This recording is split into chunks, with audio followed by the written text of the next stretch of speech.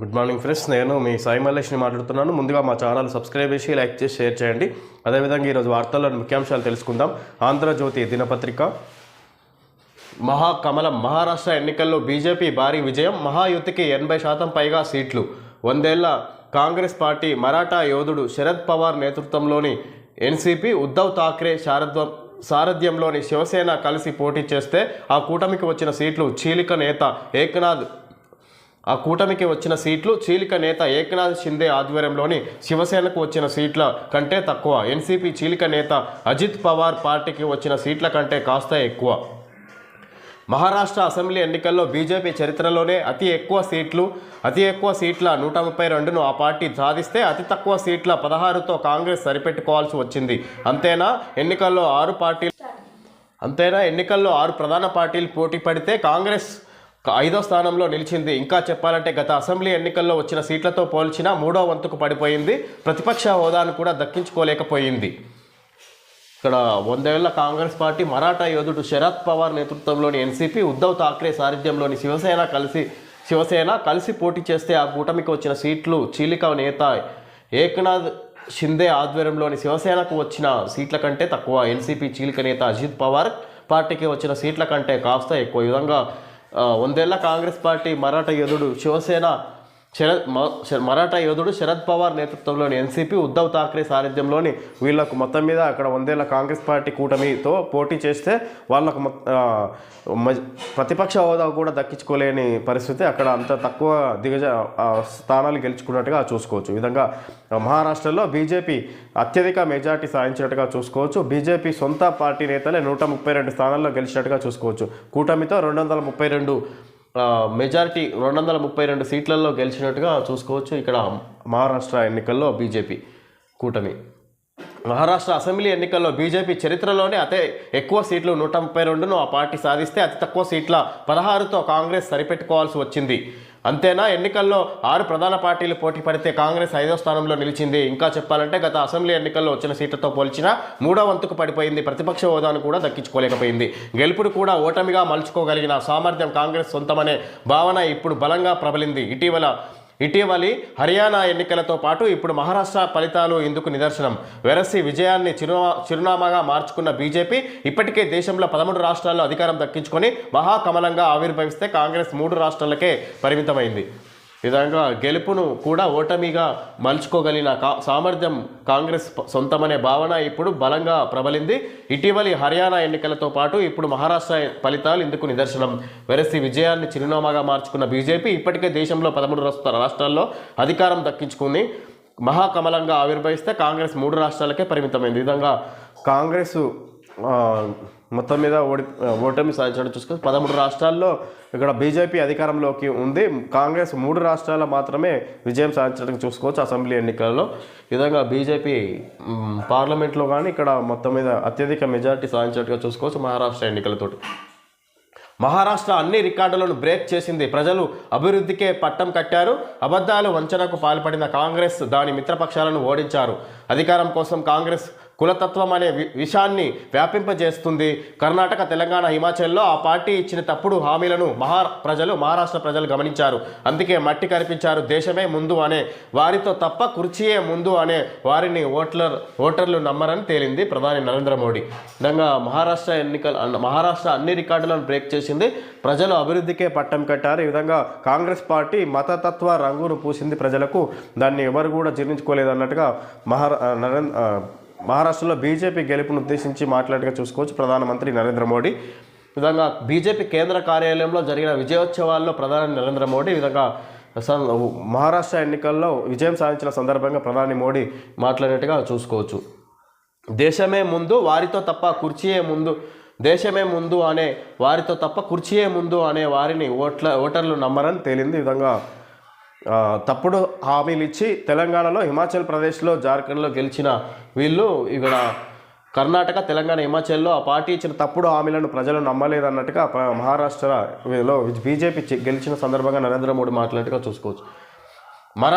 మరాఠా గడ్డపై 90% strike రేట్తో BJP tsunami. మహాయుతిని గట్టెక్కించిన ఎన్నికల ముందు పథకాలు మహిళలు, రైతులు, మరాఠాలు, యువత ఓటు దానికే. దేవేంద్ర ఫడ్నవీస్ సీఎం, డిప్యూటీగా షిందే. రేపు బీజేపీ ఎల్పీ భేటీ.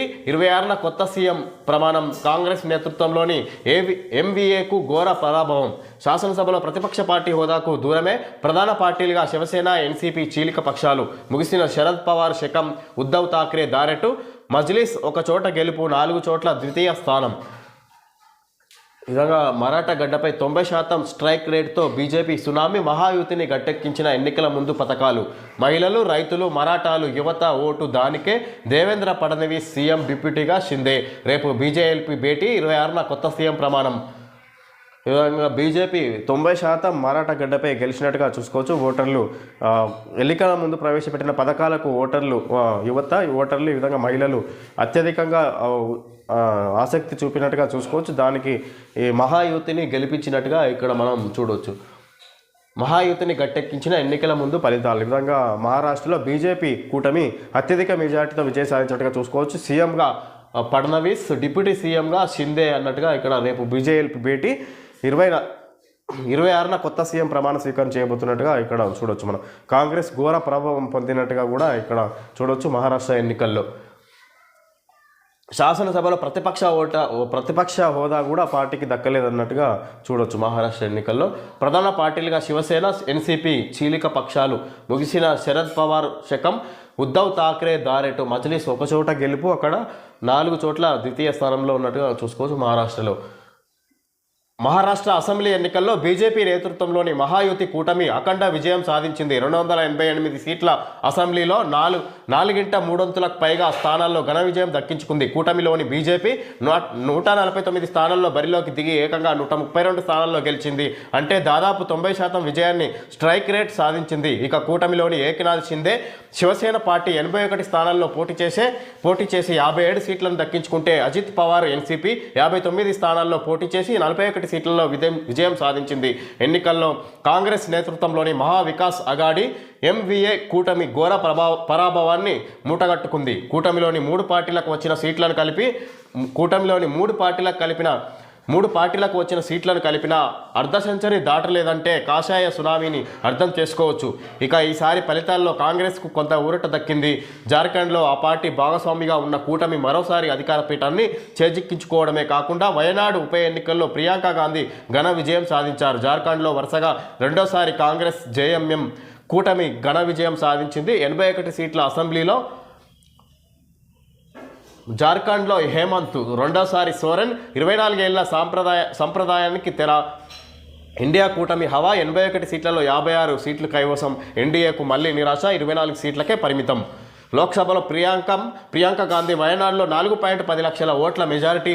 అన్న రాహుల్ కంటే 45,000 ఆధిక్యం. ఉప ఎన్నికల్లో అధికార పార్టీలదే పైచేయి. 48 అసెంబ్లీ సీట్లలో ఎన్డీఏకే అధికం. కర్ణాటక, కేరళలో కాంగ్రెస్ జయభేరి. ఈ విధంగా ఎక్కడైతే ఉప ఎన్నికలు జరిగినాయో అక్కడ కర్ణాటక, కేరళలో ఉప ఎన్నికల్లో మొత్తం మీద కాంగ్రెస్ పార్టీ అభ్యర్థులే గెలిచినట్టుగా చూసుకోవచ్చు. ప్రియాంక గాంధీ ఉప ఎన్నికల్లో భాగంగా పార్లమెంట్ అభ్యర్థిగా బరిలో పోటీ చేసి అక్కడ అత్యధిక మెజార్టీతో గెలిచినట్టుగా చూసుకోవచ్చు. ఈ విధంగా ఇక్కడ జార్ఖండ్లో కొంత ఊరట లభించింది కాంగ్రెస్ కూటమి సందర్భంగా. రెండోసారి మళ్ళీ ఇంత ముందుకున్న కూటమి ప్రభుత్వం మళ్ళీ అధికారంలోకి మళ్ళీ విజయం సాధించినట్టుగా చూసుకోవచ్చు. ఈ విధంగా బీజేపీ అత్యధిక స్థానాల గురించి గెలుచుకొని మహారాష్ట్రలో తన ఉనికిని మరోసారి నిరూపించుకున్నట్టుగా చూసుకోవచ్చు. మహారాష్ట్ర 288 గెలిచిన సీట్లు. ఓటింగ్ శాతం. మహాయుతి కూటమి 235 సీట్లు గెలిచారు. ఓటింగ్ శాతం 49.6. బీజేపీ 132. ఓటింగ్ శాతం 26.77. శివసేన షిందే 57 సీట్లు గెలిస్తే 12.38. ఎన్సీపీ అజిత్ పవార్ 41 సీట్లు గెలిస్తే 9.1%. మహావికాస్ అఘాడీ 49, 35.3. శివసేన యూబీటీ 20 సీట్లు 9.96. కాంగ్రెస్ 16 సీట్లు 12.42. ఎన్సీపీ ఎస్పీ 10 సీట్లు గెలిస్తే 11.28%. ఈ విధంగా ఈ 7 స్థానాలలో కాంగ్రెస్ 6వ స్థానంలో ఉన్నట్టుగా చూడొచ్చు మహారాష్ట్రలో. ఈ విధంగా వాళ్ళు ఘోర పరాజయం పొందినట్టుగా చూడొచ్చు. జార్ఖండ్ 81 సీట్లకు గాను గెలిచిన సీట్లు. ఇండియా కూటమి 56. ఓటింగ్ శాతం 44.33. జేఎంఎం 23.44. కాంగ్రెస్ 15.56, ఆర్జేడీ 4 సీట్లు 3.44, సిపిఐ ఎంఎల్ 2 1.89, ఎన్డీఏ కూటమి 24 38.14, బీజేపీ 21 33.18, బీజేపీ మిత్రులు 3 4.96. ఈ విధంగా జార్ఖండ్లో గెలిచిన సీట్లు పర్సంటేజ్ పరంగా, మహారాష్ట్రలో గెలిచిన సీట్లు ఓటింగ్ శాతం కూడా ఇవ్వడం జరిగింది. ఇక్కడ జమిలిపై బీజేపీ నజర్, వక్ఫ్ బిల్లు, ఆ తర్వాత సెక్యులర్ కోడ్, ఇంకా తెలంగాణపై కమలం గురి, కొత్త అధ్యక్షుడు ఆపరేషన్ ఆకర్ష్, కర్ణాటకలోనూ భవిష్యత్తుపై ఫోకస్, కాంగ్రెస్ అసెంబ్లీ ఎన్నికల్లో ఇండియా కూటమి పైన తీవ్ర ప్రభావం, నాయక జైలుకొస్తే జై. విధంగా జమిలీపై ఎన్నికలపై బీజేపీ నజర్, వక్ఫ్ బిల్లు, ఆ తర్వాత సెక్యులర్ కోడ్, ఇక తెలంగాణపై గమనం గురి. విధంగా తెలంగాణలో రాష్ట్ర అధ్యక్షుడికి బీజేపీ పార్టీకి అధ్యక్ష నియామకం గురించి కొన్ని రోజుల నుంచి నెలల తరబడి పెండింగ్లో ఉన్నట్టుగా చూసుకోవచ్చు. ఇప్పుడు ఎన్నికలు ముగియడంతో ఇతర రాష్ట్రాల్లో ఇప్పుడు తెలంగాణపై దృష్టి సారించి అధ్యక్ష పదవికి సంబంధించి కసరత్తు ప్రక్రియ కొనసాగే అవకాశం ఉంది. అదేవిధంగా పార్లమెంట్లో ఇప్పటివరకు కొద్ది మేరకు మెజార్టీ లేకపోవడంతో కొన్ని బిల్లులు పెండింగ్లో ఉన్నట్టుగా చూసుకోవచ్చు. ఇకపై మహారాష్ట్ర ఎన్నికలకు సంబంధించి అత్యధిక మెజారిటీ సాధించడంతో ఇక్కడ బిల్లులు ఆమోదించడానికి ఇప్పటి నుంచి బీజేపీకి కొద్దిగా ఈ పాసిబిలిటీ సాధ్యం, బిల్లుల ఆమోదం పొందడానికి ఇంకా బీజేపీకి అవకాశం వచ్చినట్టుగా చూసుకోవచ్చు కేంద్ర ప్రభుత్వానికి. వక్ఫ్ బిల్లు, ఆ తర్వాత సెక్యులర్ కోడ్, ఇవన్నీ వాళ్ళ సొంత నిర్ణయాలతోటి, సొంత మెజారిటీతోటి వాళ్ళు ఆమోదించుకునే పాస్ చేసే అవకాశం ఉన్నట్టుగా చూసుకోవచ్చు బిల్లుల విషయంలో. కొత్త అధ్యక్షుడు ఆపరేషన్ ఆకర్ష్, కర్ణాటకలోనూ భవిష్యత్తుపై ఫోకస్. విధంగా కర్ణాటకలో కూడా బీజేపీ పార్టీ బలోపేతానికి ఇక్కడి నుంచి ఇంకా దృష్టి సారిస్తారన్నట్టుగా ఇక్కడ మనం చూడొచ్చు. ఇండియా కూటమి పైన తీవ్ర ప్రభావం, నాయక జైలుకొస్తే జై అని ఇక్కడ కాంగ్రెస్ కూటమికి సంబంధించి తీవ్ర ప్రభావం పడిందన్నట్టుగా మనం చూడొచ్చు. కొడంగల్లో ఫార్మాసిటీ కాదు పారిశ్రామిక కారిడార్, నా ప్రజలను నేనెందుకు ఇబ్బంది పెడతా, వామపక్షాల పార్టీల నాయకులతో సీఎం రేవంత్ రెడ్డి. డిసెంబర్ 1 నుంచి 9 వరకు ఏడాది సంబరాలు. 4న పెద్దపల్లిలో నిరుద్యోగ యువతతో భారీ సభ, పలువురికి ఉద్యోగ నియామక పత్రాల అందజేత. 9న సచివాలయంలో తెలంగాణ తల్లి విగ్రహ ఆవిష్కరణ. 30న పాలమూరులో రైతుల అవగాహన సదస్సు. హైదరాబాద్కు 20 టీఎంసీల గోదావరి జలాలు. 1న టెండర్లకు వెళ్లాలి అధికారులతో భేటీలో సీఎం. రాష్ట్రంలో 23 లక్షల మంది రైతులకు రుణమాఫీ, ముఖ్యమంత్రి రేవంత్ రెడ్డికి వెల్లడించిన అధికారులు. వ్యవసాయ శాఖ సమీక్షలో సీఎం రేవంత్, మంత్రి తుమ్మల తదితరులు. కొడంగల్ నియోజకవర్గంలోని లగచర్ల అంశంపై సీఎం రేవంత్ రెడ్డి స్పష్టతనిచ్చారు. అక్కడ ఏర్పాటు చేసేది పారిశ్రామిక కారిడారేనని, ఫార్మాసిటీ కాదని తేల్చి చెప్పారు. కాలుష్య రహిత పరిశ్రమలనే ఏర్పాటు చేస్తామన్నారు. కొడంగల్ ఎమ్మెల్యేగా నియోజకవర్గ అభివృద్ధి తన బాధ్యత అని, అక్కడి యువత మహిళలకు ఉపాధి కల్పించడమే తన ఉద్దేశమని తెలిపారు. నా సొంత నియోజకవర్గ ప్రజలను నేను ఎందుకు ఇబ్బంది పెడతాను అని ప్రశ్నించారు. శనివారం సచివాలయంలో తనను కలిసిన వామపక్ష పార్టీల నేతలతో సీఎం రేవంత్ పై విధంగా వ్యాఖ్యానించారు. సేకరిస్తున్న విధంగా సిపిఎం ప్రధాన కార్యదర్శి ఇక్కడ తమ్మినేని వీరభద్రం, ఇక్కడ సాంబశివరావు సిపిఐ కార్యదర్శులు. ఈ విధంగా సాంబశివరావు నేతృత్వంలోని ఇక్కడ వామపక్ష నేతల పార్టీ నేతృత్వంలో సీఎం రేవంత్ రెడ్డిని కలిసి లగచర్లలో జరిగిన దాడి గురించి వాళ్ళు ముందుగా అక్కడ పర్యటించి అక్కడ విచారణ చేపట్టి విధంగా ఒక వినతి పత్రం అందజేసినట్టుగా చూసుకోవచ్చు. సీఎం రేవంత్ రెడ్డికి ఇక్కడ కొడంగల్ బాధితులను ఆదుకోవాలి, వాళ్ళ భూములను అన్యాయంగా గుంజుకోవద్దన్నట్టుగా వాళ్ళు సీఎంకు వినతి పత్రం అందజేసినట్టుగా చూసుకోవచ్చు. అక్కడ మేము సీఎం రేవంత్ రెడ్డి స్పందిస్తూ అక్కడ మేము కాలుష్య రహిత పరిశ్రమలను ఏర్పాటు చేస్తున్నాము, ఫార్మా సిటీ కాదు అది ఇండస్ట్రియల్ కారిడార్ని ఏర్పాటు చేస్తున్నాము. అక్కడ కొడంగల్ ఎమ్మెల్యేగా బాధ్యత, అక్కడ యువత మహిళలకు ఉద్యోగ అవకాశాలు కల్పించడానికి అక్కడ ఇండస్ట్రియల్ కారిడార్ని ఏర్పాటు చేస్తున్నాం అన్నట్టుగా ఇక్కడ ఎవరైతే భూములను కోల్పోతున్నారో వారికి నష్టపరిహారము అధిక మొత్తంలో కల్పించే విధంగా ప్రభుత్వం చర్యలు తీసుకుంటుంది. ఎవరిని కూడా ఇక్కడ ఎవరైతే రైతులు అమాయక రైతులు ఎవరైతే దాడిలో ఇబ్బంది పడుతున్నారో వాళ్ళని బయటికి తీసుకొస్తామన్నట్టుగా వాళ్ళ వామపక్ష పార్టీ నేతలకు హామీ ఇచ్చినట్టుగా చూసుకోవచ్చు సీఎం రేవంత్ రెడ్డి.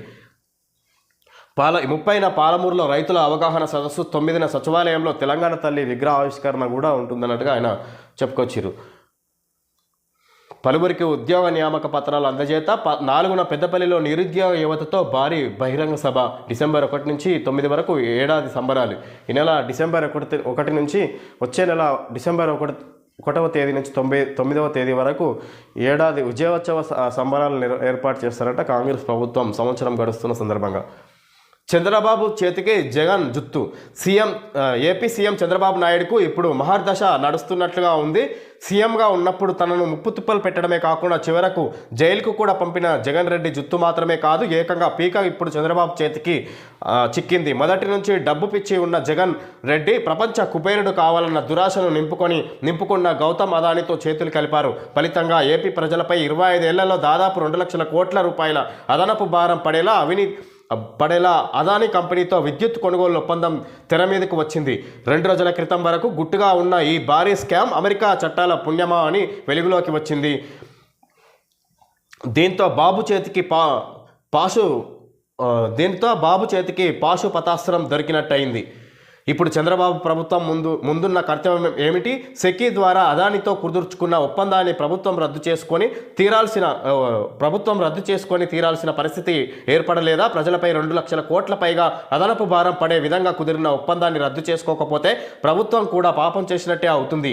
అదాని కంపెనీ నుంచి జగన్ రెడ్డికి 1750 కోట్ల ముడుపులు ముట్టాయని రుజువు అవుతుందో లేదో తెలియదు కానీ మంత్రివర్గం ఆమోదం కూడా లేకుండా ట్రాన్స్మిషన్ ఛార్జీలు, ట్రాన్స్మిషన్ నష్టాల రూపంలో 2 లక్షల కోట్ల రూపాయలు అదనంగా చెల్లించడానికి పీపీఏ కుదుర్చుకున్న పాపానికి జగన్ రెడ్డి విచారణను ఎదుర్కోక తప్పదు. గత వారం నేను విసిరిన సవాల్ను స్వీకరిస్తున్నట్టు విజయసాయిరెడ్డి ప్రకటించారు. కాకపోతే ముఖాముఖి కాకుండా మేధావులు, విశ్రాంత న్యాయమూర్తులు, మీడియా సంస్థలు ఇంకా ఎవరెవరి సమక్షంలోనో చర్చ జరగాలి, తగ్గేదే లే అని సినిమా డైలాగులు పలికారు. ఇంకా నయం, ఐక్యరాజ్య సమితి ఆధ్వర్యంలో చర్చ జరగాలని కోరలేదు. దొంగ లెక్కలకు మారుపేరైన నువ్వు కూడా సవాళ్లు విసరడం గొప్పగా ఉంది. ఎంతైనా నీ బరితెగింపును అభినందించాలోయ్ విజయసాయి. ఎందుకైనా మంచిది, జగన్ అనుమతి తీసుకొని చర్చకు సిద్ధపడు. జగన్ ముందు కూర్చోడానికి కూడా ధైర్యం లేని నీకు తేడా వస్తే వీపు పగిలిపోయే ప్రమాదం ఉంది. Take care. ఈ విధంగా మొత్తం మీద జగన్ మీద విరుచుకుపడ్డట్టుగా చూసుకోవచ్చు. ఆంధ్రజ్యోతి ఎండి రాధాకృష్ణ ఈ విధంగా చంద్రబాబు నాయుడికి ఇక్కడ జగన్ జుత్తు మాత్రమే కాదు పీక కూడా దొరికింది అన్నట్టుగా మాట్లాడుతున్నారు. ఈ విధంగా అదానితో కుదుర్చుకున్న ఒప్పందాల గురించి ఇక్కడ లంచాలు తీసుకున్న జగన్ రెడ్డి అప్పుడు ఆంధ్రప్రదేశ్లో ప్రభుత్వంలో ఉన్న జగన్ రెడ్డి ఇప్పుడు 1,170 కోట్ల సొమ్ము లంచంగా తీసుకున్న 1,750 కోట్ల నగదు లంచంలో తీసుకున్న అదాని జగన్ రెడ్డి ఈ విధంగా ఇప్పుడు ఇవన్నీ విచారణలోకి తీసుకొని ఇక్కడ ఆయన ఇంత ముందుకు ముప్పు తిప్పలు పెట్టిన చంద్రబాబుని ఇప్పుడు చంద్రబాబు చేతికి జగన్ దొరకడం ఇప్పుడు ఇక్కడ దొరికినట్టుగా ఉంది. ఇప్పుడు అవన్నీ 2 లక్షల కోట్ల అధిక భారం మోపిన ఆంధ్రప్రదేశ్పై అవన్నీ విరమించుకోవాల్సిన పరిస్థితి ఉంది అన్నట్టుగా ఇప్పుడు ఇంతకుముందుకు జరిగిన సౌర విద్యుత్కు సంబంధించి ఒప్పందాలను మరి ఇప్పుడున్న ప్రభుత్వం విరమించుకోవాల్సిన పరిస్థితి వచ్చింది. లేకపోతే ప్రజలపై అధిక భారం పడే అవకాశం ఉన్నట్టుగా వెలుగులోకి వచ్చినట్టు ఈ విషయాలన్నీ ఇప్పటివరకు రహస్యంగా ఉన్న